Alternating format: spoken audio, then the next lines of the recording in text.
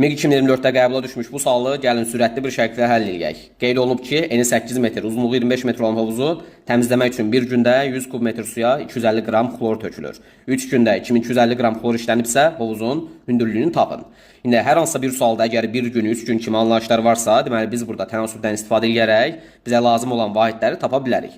Düşünürəm ki, əgər 3 günə 2250 qram xlor işlənibsə, onda bir günə x.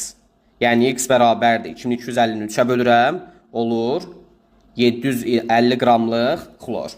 Yəni 3 günə 2250 qram xlor işlənibsə, bir günə nə qədər olmuş oldu? 750 qram. Biz burada görürük ki, bir gündə 100 kub metr üçün 250 qram xlor tökülürdü. Bəs niyə biz bir günə 750 qram xlor tökmüş oluruq? Ona görə yəqin ki, bizim hovuzun həcmi daha böyükdür deyə. O baxımdan da yazırıq ki, əgər 100 kub metrə 250 qramlıq xlor tökülürsə, bizdə bir gündə 750 qram tökülməyin səbəbi həcminin x kub metr olmağıdır. Düzdür?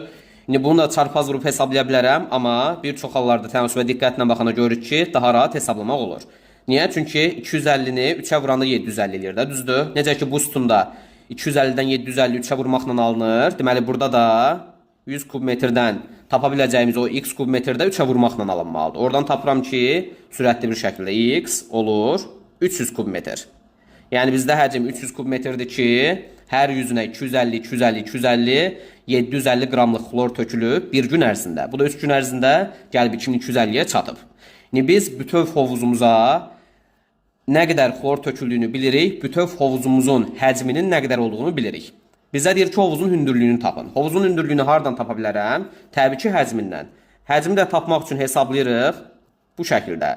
Enini vuruq uzunluğuna, bir də hündürlüyünə. Düzdür? İndi həcm bizdə var. 300 kub metrdir. Hardan tapmışdıq? Döşdüyümüz xlordan. Düzdür?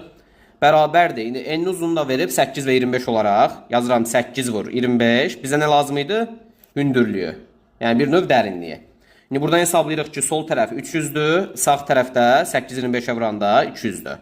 İndi bu hündürlüyü tapmaq üçün nə edəcəm? Yazacağım h bərabərdir 300 bölünsün 200. Sıfırlar getdi.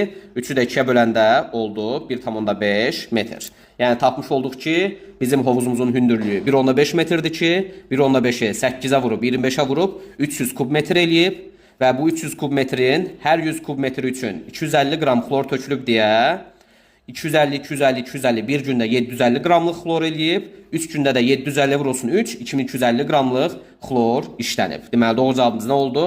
1,5 metr.